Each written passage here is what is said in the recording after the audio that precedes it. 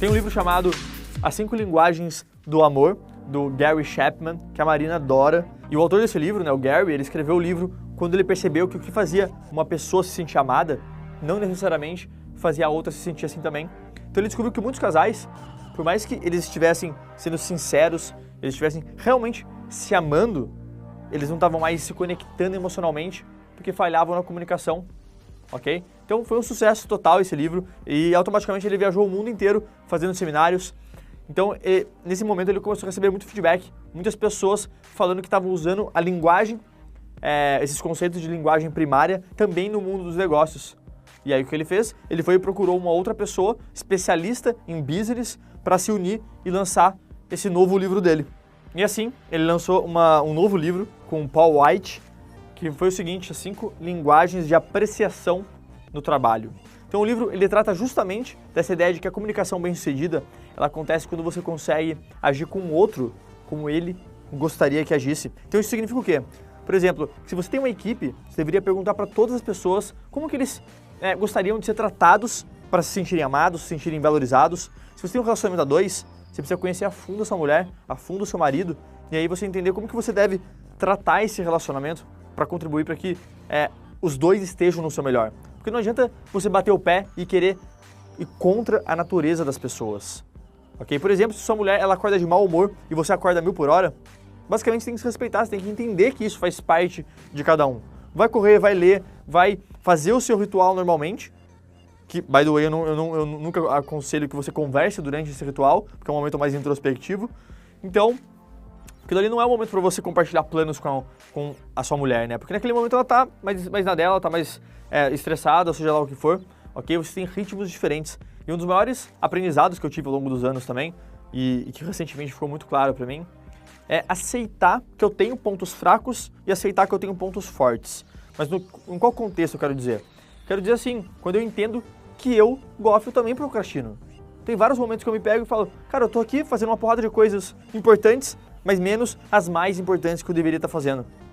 Então quando eu entendo isso, fica mais fácil de eu buscar a solução, fica mais fácil às vezes de eu aceitar alguma coisa que está acontecendo, delegar, por saber que aquilo não adianta, é contra a minha natureza, e aí focar nas minhas habilidades únicas, na minha habilidade única.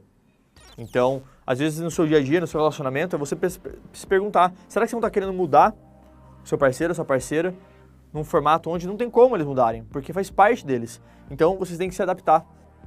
Então, é uma reflexão que serve tanto para o seu lado pessoal, para você, quanto para as pessoas que te rodeiam.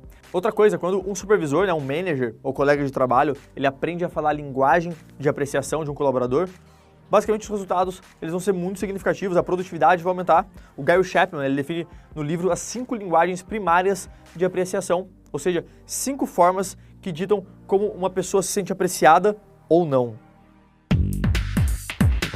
Então, primeira coisa, palavras de afirmação. É a linguagem que usa palavras para você comunicar uma mensagem positiva para outra pessoa. Dizer que alguém é competente, por exemplo, ou falar para sua mulher que ela está linda, esbanjando toda a sua força, toda a sua sabedoria.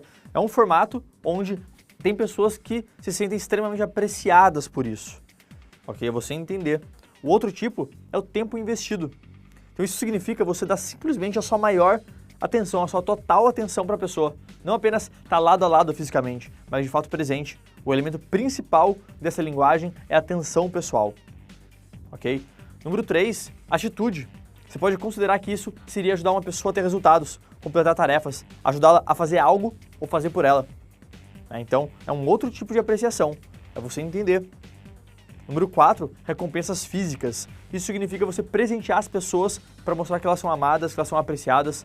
Só que cuidado, o presente ele tem que ser certeiro, tem que ser algo que realmente conecte com a pessoa, senão, basicamente, a pessoa pode até se ofender com aquilo. Ok? E número 5, contato físico. É você receber um abraço forte, é você um aperto de mão cheio de intenção, colocar a mão no ombro, é você realmente se importar, quer com aquela situação. E para muitas pessoas, esse contato mais próximo, físico, ele passa despercebido, tá tudo bem, né? As pessoas são mais na delas, elas não se preocupam muito com isso, só que tem pessoas que têm isso como linguagem primária, então ter esse contato físico é importante demais, e você como líder, independente do seu estágio atual, você tem que entender como que você se relaciona com as pessoas e como que elas gostariam que você se relacionasse com ela. Essa teoria da linguagem, ela foca bastante na interação com o outro para construir melhores relacionamentos. Mas como eu já disse aqui, para você fazer isso, primeiro, você tem que estar bem com você mesmo. A sua autoestima, ela tem que ser trabalhada diariamente e você ser blindado do mundo, para você não se abalar quando usarem a linguagem errada com você. Então veja bem, é você entender todo esse contexto e entender que as pessoas vão errar a sua linguagem. E ao entender isso, você fica bem. Você se blinda de todo lado. Porque pode esperar, isso vai acontecer e muito ainda. A melhor coisa que podemos fazer por nossos relacionamentos com os outros é tornar ainda mais consciente o relacionamento com nós mesmos. Assim, o ponto é que não se trata apenas de nos amar, mas os passos em direção a isso e compreender e conhecer a si mesmo. Essa não é uma atividade narcisista. Na verdade, ele irá provar ser a coisa mais amorosa que podemos fazer pelo outro. O maior presente para os outros é nossos melhores eus. Assim, paradoxalmente, se quisermos servir bem uma relação, somos obrigados a afirmar a nossa jornada individual. James Hollis. E o coração dessa ideia é entender que as pessoas elas não são iguais, né? Obviamente. Então, o que pode ser incrível para mim, sabe o que pode acontecer? Pode não significar nada para Marina. Então, o amar, ele tem várias facetas. Você ama diferente, eu amo diferente, o meu modo é mais silencioso. É relacionado ao tempo. Se eu tô parado com você, em algum momento, eu dentro de mim, eu tô te amando. Se em algum momento eu sento com você, se em algum momento que você me encontrar em algum evento e eu parar e ficar falando com você, eu tô te amando naquele momento.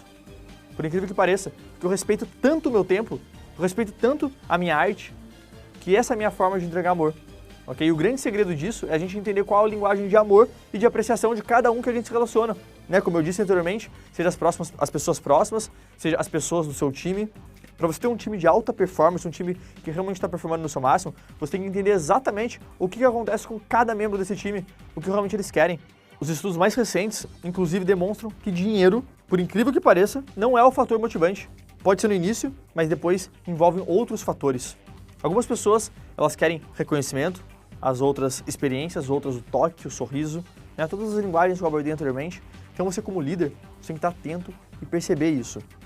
E um outro ponto que você precisa ficar bem atento é o seguinte, imagina você no trânsito, né, nosso velho e bom exemplo do trânsito, e aí alguém vai e te corta e você fica puto com ele, fala, pô, que babaca e tudo mais. Então você automaticamente já projeta que aquele cara é um babaca e que o que ele fez estava completamente errado. Pode estar errado, né, ele cortar você e tudo mais, só que a gente esquece que aquele cara poderia estar com um filho pequeno indo para o hospital, completamente numa velocidade para salvar a vida do filho, que provavelmente você faria o mesmo. Então, o contexto que eu quero te dar é que a gente projeta de acordo com os dados que a gente tem, que muitas vezes são incompletos. Então, se a gente traz isso para o nosso dia a dia, a gente começa a refletir nas nossas decisões, nos nossos pensamentos, nos nossos julgamentos. Então, a reflexão aqui é o seguinte, será que a gente não supõe demais? Será que a gente não deveria estar fazendo mais perguntas antes? E sempre que acontecer alguma coisa, você se perguntar o seguinte, o que isso realmente significou? O que realmente aconteceu? Qual que é o custo de eu me sentir dessa forma? Né? São perguntas que tem que estar na sua mente. Qual o custo de eu me sentir dessa forma? E eu, por ter sido criado em jogos de estratégia, né, no meu passado, talvez você saiba, talvez não, mas eu joguei muito Counter-Strike, Warcraft, Magic. Depois, a entrada para o mundo do poker foi mais precisa, exatamente por todo esse passado. Então, eu aprendi a supor muito. Eu aprendi a pensar 3 passos na frente. Então, automaticamente, por mais que isso seja muito bom, isso possa me proporcionar inúmeros benefícios em questões de visão, em questões de enxergar tendências, isso no relacionamento às vezes pode ser ruim. Né? Isso já me gerou muitos conflitos com a Marina. Porque eu já achei que coisas eram verdades, por analisar todo esse contexto, mas na real eu não tinha visto lá ela com o filho pequeno dirigindo igual no exemplo do trânsito. Né? São coisas que eu não tinha informação. Automaticamente tomei várias decisões em alguns momentos por esse falso julgamento. Quando a gente ganha consciência para esse fato, a vida fica muito mais leve. Então eu recomendo você começar sempre perguntando para a pessoa se ela realmente teve a intenção que você está achando que ela teve. Nada melhor do que escutar dela. Antes de você falar 1001 coisas, você simplesmente faz uma pergunta. Você realmente quis dizer isso? Você realmente está vindo para esse caminho?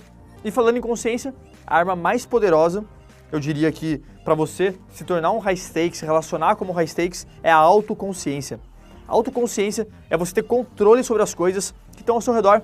sobre as suas atitudes, sobre as suas ações, é entender tudo que está sendo gerado dentro de você e para fora de você, nas pessoas. É você basicamente ter bom senso nas coisas que estão ao seu redor. E o mundo, basicamente, está cheio de pessoas sem bom senso. Né? Pessoas que querem resultado e acham que existe uma pílula mágica, ou pessoas que só pedem e depois não sabem por que não recebem. Elas não conhecem o conceito de gerar valor primeiro.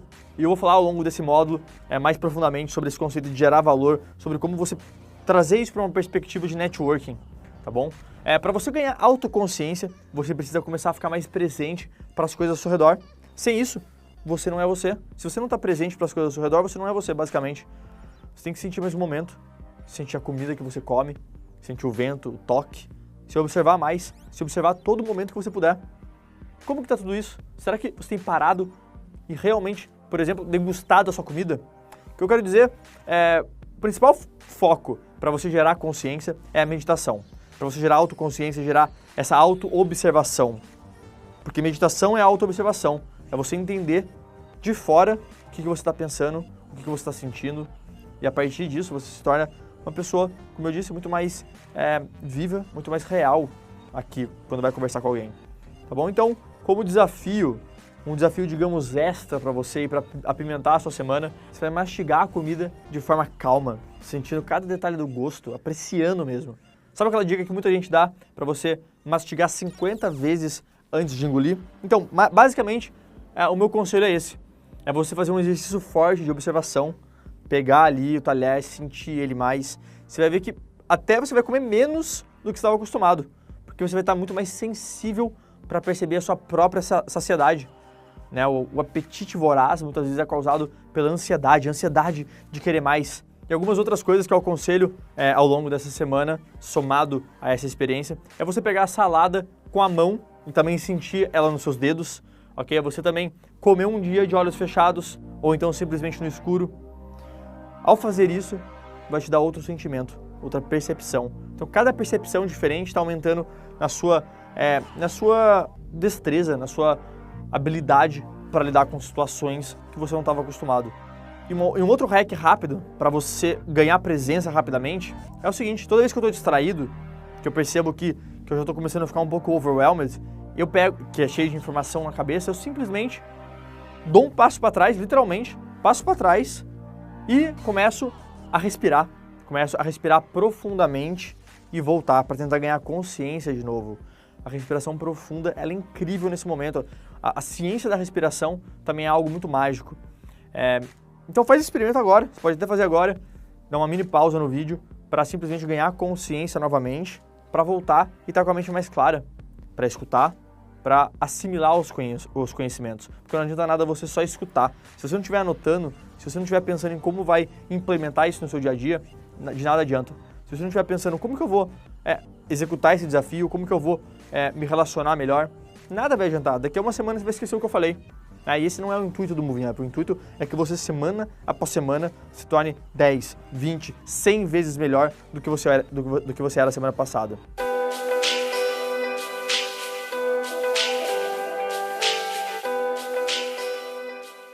E um outro exercício para você ganhar presença e entender o antes e depois, você também pode pensar numa pessoa próxima e escrever 5 pontos sobre ela que você conhece, que você admira. Você vai perceber que isso estava fora do seu radar e você já tinha esquecido desses atributos. Isso acontece o tempo todo no nosso dia a dia, isso acaba nos afastando da gente estar completo e presente para as pessoas e acontecimentos do dia a dia, porque tudo vai passando no automático. Você encontra uma pessoa que você gosta e você nem lembra das características dele.